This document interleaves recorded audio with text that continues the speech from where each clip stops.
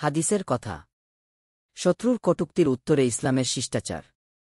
মানব সমাজে ভিন্ন মত ও ভিন্ন ধর্মের মানুষ প্রায়ই কটূক্তি বা বিদ্রূপের আশ্রয় নেয়। কিন্তু ইসলামের শিক্ষা হল অপমানের মুখেও শান্ত ও সংযত থাকা।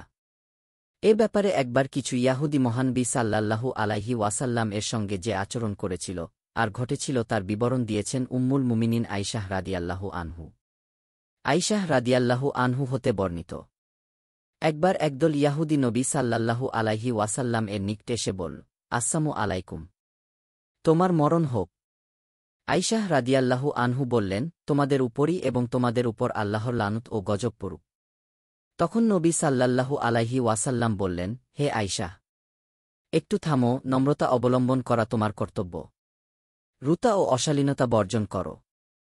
আয়শাহ রাদিয়াল্লাহু আনহু বললেন, তারা যা বলেছে তা কি আপনি শোনেননি? তিনি বললেন, আমি যা বললাম তুমি কি তা শোনোনি? কথাটি তাদের উপরই ফিরিয়ে দিয়েছি। সুতরাং তাদের ব্যাপারে আল্লাহর কাছে আমার কথাই কবুল হবে আর আমার সম্পর্কে তাদের কথা কবুল হবে না। বুখারী হাদিস ৬০৩০। সংক্ষিপ্ত ব্যাখ্যা। এই হাদিসে বলা হয়েছে, একদল ইয়াহুদী নবীজি সাল্লাল্লাহু আলাইহি ওয়াসাল্লামের কাছে এসে কি আসসালামু আলাইকুমকে বলেছিল। আরবিতে কে আসসালামু আলাইকুমকে অর্থ হল আপনার উপর শান্তি বর্ষিত হোক কি, কিন্তু তারা কৌশলে কি সালাম কি শব্দটিকে বিকৃত করে কি শাম কি শব্দ ব্যবহার করে, যার অর্থ মৃত্যু কি বা গি ধ্বংস। অর্থাৎ তারা আসলে অভিশাপ দিচ্ছিল।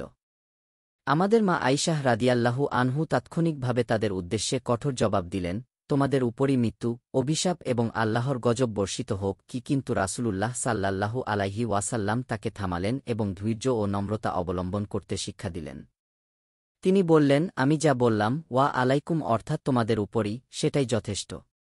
আল্লাহ আমার কথা কবুল করবেন, তাদের কথা কবুল করবেন না গি। হাদিস থেকে শিক্ষা। ইসলাম শত্রুর সাথেও ভদ্রতা, সহনশীলতা ও সৌজন্য প্রদর্শনের শিক্ষা দেয়। অয়থারুতা ও কটু ভাষা ব্যবহার করতে নিষেধ করা হয়েছে। অপমান বা কটূক্তি শুনেও ক্রোধ নিয়ন্ত্রণ করে উত্তমভাবে প্রতিক্রিয়া জানানো মুমিনের বৈশিষ্ট্য। রাসূল সাল্লাল্লাহু আলাইহি ওয়াসাল্লাম এখানে নিজের ব্যক্তিগত অপমানের প্রতিশোধ নেননি, বরং জবাব দিলেন শিষ্ট ও সংযত ভাষায়। আর আমাদের শিক্ষা দিলেন ধৈর্য ও সংযমের গুণাবলী। মুসলমানকে শেখানো হয়েছে যে অভিশাপ দেওয়া তার চরিত্রের সাথে শোভা পায় না। আয়শাহ রাদিয়াল্লাহু আনহু এর প্রতিক্রিয়া ভুল ছিল না, কারণ ইয়াহুদীরা সত্যি অভিশাপ দিয়েছিল। তবে রাসূল সাল্লাল্লাহু আলাইহি ওয়াসাল্লাম মৃদুভাষা ও সংযমকেই শ্রেষ্ঠ পথ হিসেবে তুলে ধরেছেন। শত্রু কৌশলে ক্ষতি করতে চাইলে মুসলমানকে প্রজ্ঞা ও বুদ্ধিমত্তার সাথে জবাব দিতে হবে। যেমন রাসূল সাল্লাল্লাহু আলাইহি ওয়াসাল্লাম বললেন, ওয়া আলাইকুম কে অর্থাৎ তোমাদের উপরও। এতে শত্রুর দোয়া বা অভিশাপ নিজের দিকে ফিরল না, বরং তাদের উপরই প্রতিফলিত হল। নবীজির দোয়া কবুল হয়। রাসূলুল্লাহ সাল্লাল্লাহু আলাইহি ওয়াসাল্লাম বলেছেন, তাদের ব্যাপারে আমার কথাই কবুল হবে গি অর্থাৎ আল্লাহ তার প্রিয় নবীর দোয়া কবুল করেন, শত্রুর অভিশাপের কোনো মূল্য নেই। এতে প্রমাণিত হল আল্লাহ তার প্রিয় বান্দাদের হেফাজত করেন।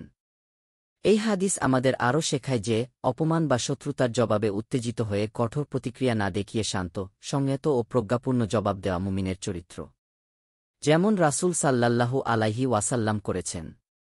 একটি সংক্ষিপ্ত বাক্যে শত্রুর কটূক্তিকে তাদের উপরই ফিরিয়ে দিয়েছেন। দিন প্রচারের উদ্দেশ্যে ভিডিওটি শেয়ার করুন। লাইক, কমেন্ট, ফলো এবং চ্যানেলটি সাবস্ক্রাইব করে পাশে থাকবেন। মহান আল্লাহ আপনাকে উত্তম যা দান করুক। আমিন।